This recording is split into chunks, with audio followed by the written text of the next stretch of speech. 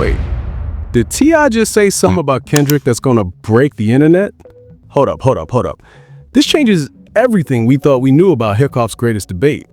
Yo, I wasn't even gonna make this video tonight. I was literally about to close my laptop, call it a day. But then boom, I see this clip, T.I. starts talking, and what he said, man, it hit different. It hit real different. So here's the thing. Everyone thought the Kendrick conversation was settled. Critics love him, fans worship him, but there's always been this weird resistance, right? This hesitation to fully crown him. People throw out excuses, they bring up numbers, they compare eras, they say he's too serious, too conscious, too something. That was the version everyone kept repeating. But now, T.I. comes through and flips the whole narrative on its head.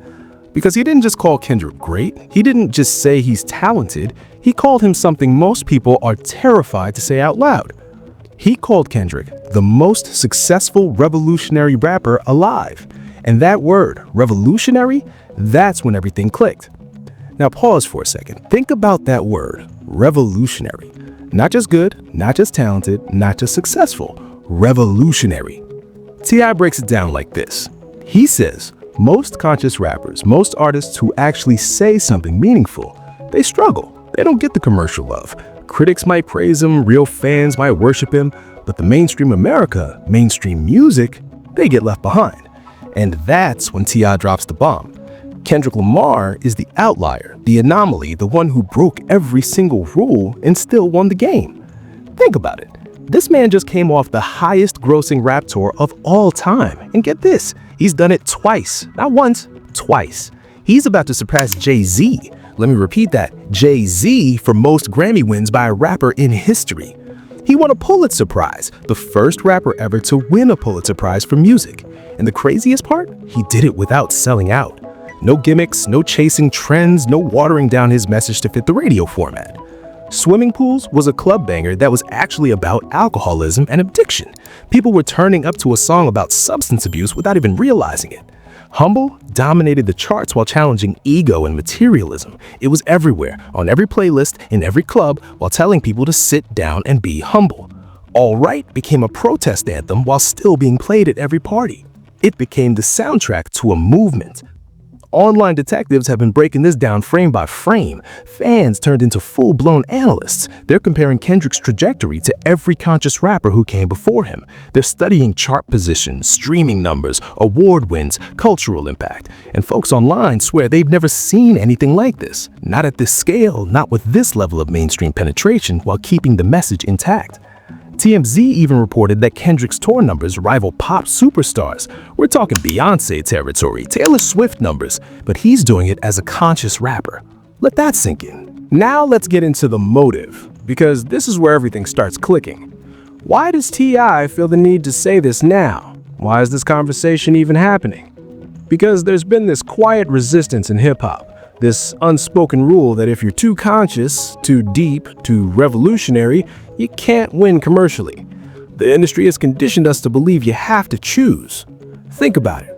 KRS-One changed hip-hop forever with his message, but he never had a #1 album. Common is respected universally, but his commercial peak was moderate. Mos Def is a genius, but he stepped away from the mainstream because the machine didn't know what to do with him. These dudes went from being the voice of the culture to being underground heroes, still respected, still influential, but not dominating the charts, not selling out stadiums worldwide. Back in their peak, people say they were pulling in decent money, building loyal fan bases, but the mainstream machine never fully embraced them. Radio didn't play them on repeat, MTV didn't put them in heavy rotation, the Grammys didn't shower them with awards. That kind of fall off, or rather that kind of ceiling, it hits different. Meanwhile, Kendrick is still out here showing he can do both, revolutionary and commercial, conscious and mainstream, artistic and accessible. That can spark some real questions fast, like if Kendrick can do it, what's everyone else's excuse? Put all that together and it looks like the perfect recipe for an uncomfortable conversation, because acknowledging Kendrick's success means confronting uncomfortable truths about what the industry values, what the audience wants, and what's actually possible when you refuse to compromise. And it gets worse for the doubters. Because Kendrick's not just succeeding, he's lapping the competition. He's rewriting the rules. He's proving that the old model was a lie. T.I. sees this. You can hear it in his voice. There's respect there, real respect, the kind of respect one legend gives another. He talks about how Kendrick has mastered an art form within an art form, the ability to speak truth, to address real issues, to challenge the status quo, and still pack out stadiums worldwide. But let me tell you what really stood out to me. T.I. mentions that it's hard to do good business in the revolutionary category, and that's the realest thing ever said. Because revolution is uncomfortable. Revolution challenges power. Revolution forces people to look at painful truths they'd rather ignore. You can't sell revolution like you sell a party anthem. You can't market consciousness like you market materialism. And Kendrick, he's been doing that since Section 80, since Good Kid MAAAB City, since To Pimp a Butterfly, since Damn, since Mr. Morale and the Big Steppers, since GNX. Every single album has pushed boundaries, has challenged norms, has made people uncomfortable while making them dance.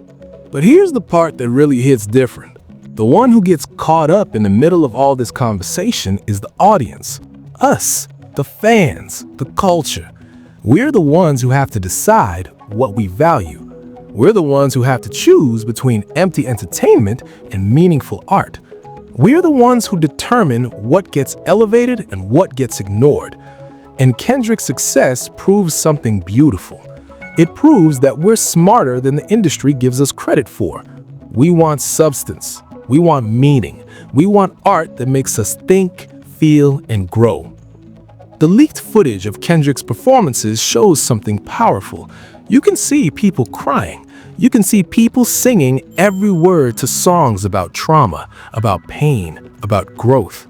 You can see a stadium full of people experiencing catharsis together.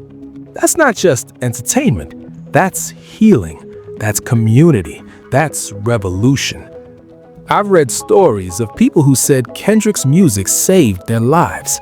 People dealing with depression who found hope in I. People dealing with addiction who found strength in swimming pools. People dealing with trauma who found healing in Mr. Morale. That's somebody's lifeline. That's somebody's therapy. That's somebody's reason to keep going. And they're experiencing transformation through art, through music that refuses to be shallow, through an artist who refuses to play it safe. This isn't the first time an artist has tried to balance message and mainstream, but it's the first time someone has done it at this level for this long with this much consistency. And this is the part that makes it even more incredible. When GNX dropped, the entire album charted on the Hot 100. Not just one song, not just two songs, the whole project. You know how rare that is? You know how few artists in any genre can do that? We're talking Beatles-level impact. We're talking Michael Jackson territory. And people still want to debate if he's the greatest. People still want to say he's just a conscious rapper. Nah. Stop putting qualifiers on greatness. Stop trying to put Kendrick in a box to make yourselves feel better about your favorites. Because here's what they're really scared of. They're scared to admit that the most commercially successful, most critically acclaimed, most culturally impactful rapper of this generation is someone who refuses to compromise his artistic vision. That's what terrifies them. That's what keeps them up at night. Because if Kendrick can win without selling out, what does that say about everyone else who did sell out? If Kendrick can do it, what's everyone else's excuse? Online detectives took this to a new level. They started comparing Kendrick's album rollouts to every major release in hip-hop history. They're analyzing first-week sales, longevity on charts, cultural penetration, critical reception. And folks online swear they've never seen this combination before. Reports say industry insiders are baffled. They don't understand how someone can take years between projects and still dominate when they return. The traditional model says you have to stay visible, drop constantly, chase trends. Kendrick said, nah, I'm gonna disappear. I'm gonna take my time. I'm gonna craft something meaningful. And when I come back, the culture will be waiting. And he was right. Every single time. Now, this whole situation gets even crazier when you realize the context. Hip-hop has always had this tension between conscious rap and commercial rap, between backpack rap and trap, between substance and style. For decades, the narrative was clear. If you want to be conscious, you'll be respected but broke. If you want to be commercial, you'll be rich but sell out. Kendrick looked at that binary and said it's a false choice. Let's talk about the Super Bowl for a second. When Kendrick was announced for the Super Bowl halftime show, people lost their minds. Not because it was unexpected, but because it was deserved. The Super Bowl halftime show is the biggest stage in entertainment. Over 100 million people watching. The most coveted performance slot in music. And they gave it to a conscious rapper. A revolutionary, an artist who raps about therapy and trauma and systemic oppression. That's not just a win for Kendrick, that's a win for every artist who refused to compromise. That's a statement from the culture saying, we value substance. Meanwhile, fans online been working like full-blown investigators on Kendrick's career trajectory. They're mapping out every decision, every collaboration, every business move, and they're seeing a pattern. Kendrick plays chess while everyone else plays checkers. He signed with Aftermath and TDE, learning from Dr. Dre and building a home base. He dropped Section 80 independently first, building a core fan base. He crafted Good Kid, Mad City as a cinematic experience, not just an album. He took risks with To Pimp a Butterfly that could have tanked his career. He won a Pulitzer and used that credibility to go even deeper with Mr. Morale. Every move calculated, every risk intentional, every album building towards something bigger. Let's keep it real. Everything is speculation until we see the full picture, but the pattern is clear. Kendrick isn't just making music, he's building a legacy that'll outlive all of us. And this story is still unfolding with way bigger implications than just one artist's success. What we're seeing here is a fundamental shift in what's possible in hip-hop, and what's possible in music, period. The bigger conversation is about artistic integrity in a commercial industry, about refusing to be boxed in by genre or expectation, about proving that audiences are hungry for substance if you give it to them. When you constantly challenge yourself artistically, when you refuse to repeat the same formula, when you push boundaries, you're not just making music, you're changing the culture. You're expanding what's possible. You're giving permission to the next generation to be themselves. Kendrick's situation is a wild example, but it's also a blueprint for anybody with artistic ambitions. The more you stay true to your vision, the more you build something that lasts. The industry kept saying, dumb it down, make it simple, make it catchy, don't make people think too hard. And Kendrick said, nah, I'm gonna make them think, I'm gonna make them feel, I'm gonna challenge them, and they're gonna love it. And he was right. The people responded, the culture responded, the world responded. Think about the kids growing up right now, the teenagers, the young adults. Kendrick is their generation's voice. When they think about what hip-hop can be, they think about Kendrick.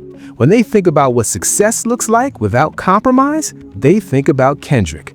He's not just making music for today, he's building a legacy that'll outlive artists for the next 50 years. And you know what's really crazy about all this?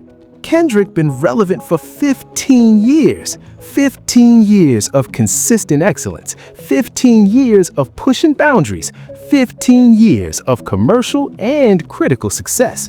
Most rappers don't last 5 years at the top. Most fall off after their second or third album. Most compromise their sound chasing hits. Kendrick, he's gotten better with each album. More experimental, more daring, more himself. But let me tell you the most powerful part of all this. Kendrick proved that the old rules were lies, that you don't have to choose, that substance and success can coexist, that revolution can be profitable. And T.I. recognizes this on a cellular level. T.I. isn't just some random person giving an opinion. This is a man who's been in the game for decades, a man who's had his own massive success, a man who's watched the evolution of hip-hop firsthand. When Kendrick says Kendrick is the most successful revolutionary rapper alive, that means something. That carries weight. That's a king recognizing another king. That's royalty acknowledging royalty. That's excellence saluting excellence. Now here's where the speculation gets interesting. What does Kendrick do next? How do you top a Pulitzer? How do you top the highest grossing rap tours of all time? How do you top changing the entire conversation around what's possible in hip-hop? Reports say Kendrick's next project is going to be even more experimental, even more challenging, even more revolutionary. And honestly, I believe it. Because that's what he does. He doesn't rest. He doesn't repeat himself. He doesn't play it safe. Every generation gets an artist who changes everything. The 90s had Tupac and Biggie. The 2000s had Jay-Z and Eminem. This generation, this era, it belongs to Kendrick Lamar. And no amount of hate, no amount of denial, no amount of excuses can change that. The numbers prove it, the awards prove it, the cultural impact proves it, the revolution proves it. Stay locked in because this story is about to get even crazier. More details dropping, more clues surfacing, and reports say Kendrick's next move is going to shake the entire industry. So drop your thoughts in the comments. Do you think T.I.'s right? Do you think Kendrick is the most successful revolutionary rapper alive? Or do you think someone else deserves that title? Make sure you like the video, hit subscribe, and turn on notifications so you don't miss a single update because we're covering every twist that comes out. I appreciate you for rocking with me, and I'll see you in the next one. Stay safe out there, and remember, greatness doesn't compromise, it just is. StarsTube, we out. But the conversation, the revolution, the legacy, that's just getting started.